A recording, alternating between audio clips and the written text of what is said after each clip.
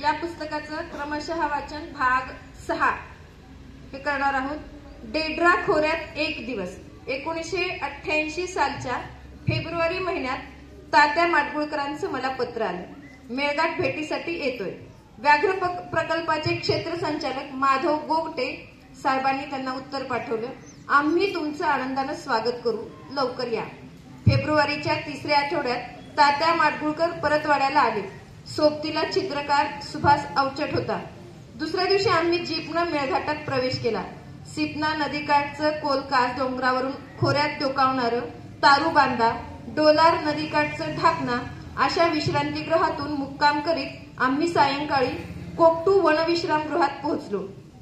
ढाकणा ते कोकटू या मार्गावर घनदाट अरण्य आहे। वाटेत एकही गाव नाही, माणसाचा अजिबात वावर नाही। दिवसा वाघाचं दर्शन होत नाही, परंतु रानगव्याचा कळप चरताना दिसे।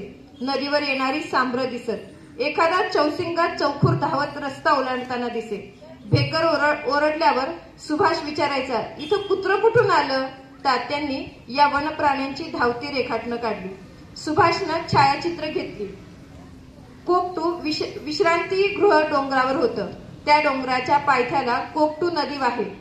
जवळच असलेल्या डेड्रा खोऱ्यातून वाहता येणारा ओढा या नदीला मिळेल। कोरकू भाषेत डेड्रा या शब्दाचा अर्थ बेडूक असा होतो। तिथले आदिवासी सांगतात, या खोऱ्यात पूर्वी मोठमोठे बेडूक आढळून येत। ते बहुतेक इंग्रजीत ज्याला टोड म्हणतो ते मंडूक असावे। डेड्रा खोऱ्याचा आकार घोड्याच्या नालेसारखा। तिन्ही बाजूला पर्वताचे कडे, त्या कातळ कड्यावर ठिकठिकाणी खडक कपारी आणि विवर। या शेवाळलेल्या कातळावर ठिकठिकाणी विरळ गवत आलेलं, कुठं रानकेळी वाढलेल्या, बाकी सारा कातळ धोंड फुलांनी भरलेला। मधूनच कांडे सांबर या निवडुंगाची बेट, ती स्टँडवर ठेवलेल्या मेणबत्ती सारखी दिसायची। एकदा कडा संपला की त्याला लागून उताराची जमीन पुढे सपाट होत गेलेली, त्यावर मात्र विरळ जंगल। या खडक कपारीत वाघीण आपल्या छाव्यांना जन्म देईल, तर काही विवराच्या तोंडाजवळ अस्विलीची पिलं खेळताना दिसत। उतारावरील गवती कुरणात रानगव्याचे कळप चरताना दिसत। डेड्रा खोरं म्हणजे इथून तिथून ओढ्याचं पात्र। सारं पात्र गुळगुळीत दगडगोट्यांनी भरलेलं। चालताना जपून पावलं टाकावी लागत। अधून मधून हत्तीच्या आकाराच्या मोठमोठ्या शिळा विखुरलेल्या। या शिळ्यांच्या तळातील सावलीत प्रत्येक वेळा वाघ रात्रीचं भोजन आटोपून उताना झोपी गेलेला दिसायचा। वाघानं बहुतेक सांबराची कोंडी करून शिकार केलेली असणार, कारण सांबरानं वाघाला पाहिलं तर तो ओढ्याच्या मुळापर्यंत पळ काढी। तिथून रस्ता बंद। सांबराची कोंडी झाल्यानं तो आयताच वाघाच्या तावडीत सापडेल। एखादी बैलगाडी दगडगोट्यातून जाताना चाकाचा जसा आवाज येतो तसा दुरून आवाज येईल। अस्वलाची जोडी ओढ्यातील दगडगोट्याची उलतापालत करून त्या खालील कीटक खात असतानाचा हा आवाज कानी पडताच मी अनेक वेळा डेड्रा खोऱ्यातून माघारी फिरलो आहे। विश्रांती घेत असलेल्या वाघाची नजर चुकून पुढे जाता येईल, परंतु अस्वलांची गाठ म्हणजे मृत्यूच। खोऱ्यात जाताना अशी एक ना अनेक दृश्य यापूर्वी मी अनेकदा पाहिलेली। तात्या माडगुळकरांना हे विलक्षण खोरं बघायचं होतं। सकाळीच नाश्ता उरकून आम्ही खोऱ्यात प्रवेश केला। फेब्रुवारी महिना असला तरी हवेत गारठा होता। अजून ओढा सुकला नव्हता। ठिकठिकाणी साचलेलं पाणी खळखळ वाहताना आवाज येईल। त्यात औदुंबर पाय पसरून बसलेला, कुठं उंच कहू वृक्ष आधार मुळ्यांच्या साह्यानं पाण्यात उभा, त्याच्या मुळ्याचं जाळं पसरलेलं। पावसाळ्यात पाण्याच्या लोंढ्याबरोबर वाहत आलेले गोटे या झाडांच्या बुंध्यावर आपटल्यामुळं त्या जखमावर अनेक आकाराच्या गाठी झालेल्या। मजल दर मजल करीत आम्ही बरंच अंतर चालून गेलो। पूर्वानुभवाप्रमाणे मी सावधगिरीने वाटचाल करीत होतो। एका शिळेजवळ सांबराच्या केसाचे पुंजके पडलेले दिसले। गोट्यांवर रक्ताचे डाग, वाघ कुठेतरी विसावा घेत असणार। आम्ही सारे सावधगिरीने वाटचाल करीत होतो। आमच्या चालण्यामुळं दगडगोट्याचा आवाज येईल तेवढाच, बाकी खोऱ्यात शांत होतं। पाण्यात उभ्या असलेल्या झाडांच्या मुळ्याकडं सुभाषचं लक्ष गेलं। त्याला ती निसर्गातील काष्ठशिल्प वाटली। कुठं बसलेला आदिवासी दिसे, तर कुठं उभी असलेली आदिवासी महिला दिसे। सुभाष त्यांची पटापट छायाचित्र घेत होता। त्या शिल्पकलात तात्यांना वानर आणि माकडं बसलेली दिसत, तेव्हा ते त्यांची अनेक कोणातून रेखाटनं काढीत। या काष्ठशिल्पाकडे कधी माझं लक्ष गेलं नव्हतं।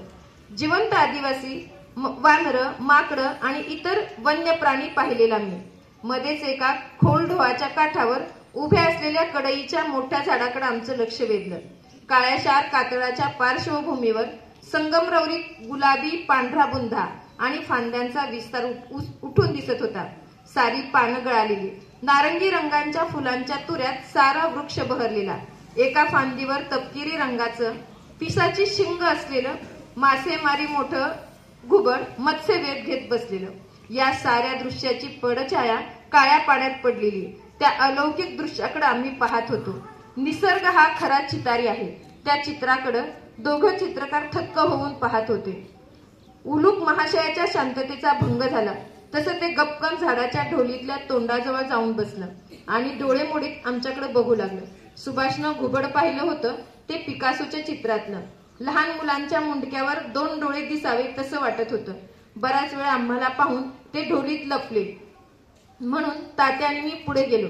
जाताना हळू आवाजात सुभाषला सांगितलं, तू जरा आडोशाला जाऊन त्या घुबडाची अनेक रेखाटनं काढ. आम्ही बऱ्याच अंतरावर जाऊन थांबलो. घुबडाला मोजता कुठे येतं. त्याला वाटलं गेली पिढा एकदाची. सुभाष काही वेळानं आम्हाला सांगत होता. मी मंत्रमुग्ध होऊन त्या घुबडाकडे पाहत होतो. एका क्षणी मला त्यानं हेरलं. घुबड एकट्या माणसाला आपली किमया दाखवतं हे सुभाषला माहित नव्हतं. तो पुढं म्हणाला, घुबड हळूच ढोलीतून बाहेर एका फांदीवर बसलं. 180च्या कोणात त्यानं मान फिरवली तर पाठ आणि नुसतीच पिसाची झिंग दिसतात. पुन्हा त्यानं मान फिरवली तर डोळे दिसू लागले. त्यानं खांदे उडून धुक धुक असा आवाज काढला. घुबडाला चकवा चांदण का म्हणतात हे आज कळलं. मी हसत म्हटलं, खरं आहे, चकवा चांदण या माझ्या आत्मवृत्ताच्या मुखपृष्ठावरील चित्र आता तुला भावलं तसं काढू शकशील, होय ना? तो म्हणाला, सहज काढीन की. साऱ्या वाटेवर जिथं तिथं ओढ्यात उभे असलेले कुठं औदुंबर, कुठं कहू वृक्षाच्या मुळ्यांनी तयार झालेल्या काष्ठशिल्पाकडे पाहत दोघे रेखाटणे करीत. त्या काष्ठशिल्पात कुठं रानरेडा दिसे तर कुठं 2 रानगव्यांची टक्कर, कुठं एकांड्या रानडुकराची सुळी असलेली मुद्रा, कुठं नाकावर शिंग असलेल्या गेंड्याचं तोंड, कुठं सांबर शिंग तर कुठं बसलेलं अस्वल, तू कुठं सावजावर उडी टाकण्यापूर्वी जमिनीला खिळलेला वाघ, कुठं झाडावर वेटोळे घालून बसलेला अजगर.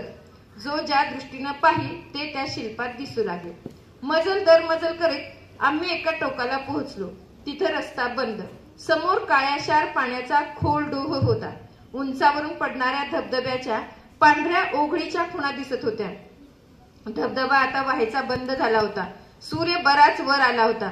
दगडगोट्यातून पाऊल सांभाळीत चालल्यामुळे आम्ही थकलो होतो. मुंगसाचं एक बरं, तो चालताना एका गोट्यावरून दुसऱ्या गोट्यावर किरण साधून उड्या घेत जातो. आम्ही डोहाकाठच्या गार रेतीवर विसावलो. शागल मधल्या पाण्याचे काही घोट घेतले. थर्मास मधील चहा घेतला तेव्हा बरं वाटलं. प्रसिद्ध वन्य प्राणीशास्त्रज्ञ जॉर्ज शेल्लर आफ्रिकेच्या जंगलातील एखाद्या खिंडीतून जाताना आडव्या येणाऱ्या रानटी हत्तीच्या कळपाची प्रार्थना करीत की त्यांनी मार्गातून दूर होऊन वाट द्यावी.